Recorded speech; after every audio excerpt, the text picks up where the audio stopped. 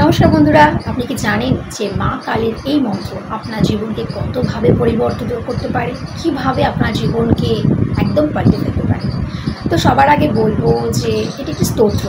এটা হচ্ছে জয়ন্তী মঙ্গলা কালী ভদ্রকালী কপালিনী দুর্গা ক্ষমা শিবা ধাত্রী স্বাহা স্বধা নমস্তুতে।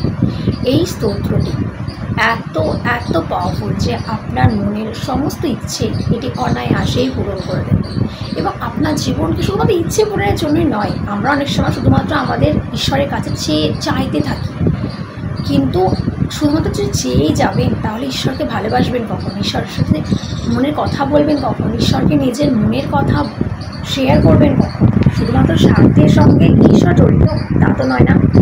আগে নিজের ভক্তি দিয়ে, প্রেম দিয়ে ঈশ্বরকে ভালোবাসতে শিখুন, তাহলে ঈশ্বর আপনার মনের সমস্ত ইচ্ছে তিনি অন্তর্যামী, তিনি সব অনায়াসে জেনে গিয়ে আপনার সেগুলো সমস্ত কিছুই পূরণ করে দেবেন।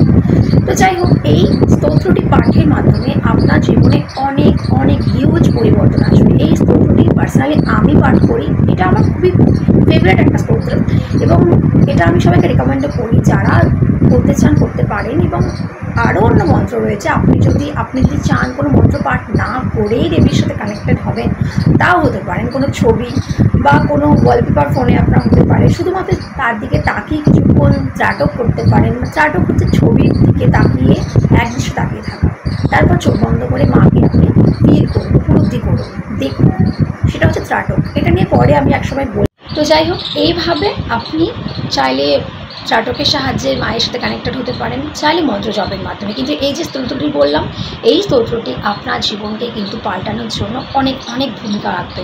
কিন্তু হ্যাঁ, কোনো কিছুর জন্য ডিসপারেট হবেন না, কোনো কিছুর জন্য আপনি ভাববেন না যে আমি আজ করছি কালকেই পেয়ে যাব। এটা আমি ম্যানিফেস্টেশনের ক্ষেত্রে বলে থাকি যে কোনো কিছুই না একদিনে সম্ভব হয় না।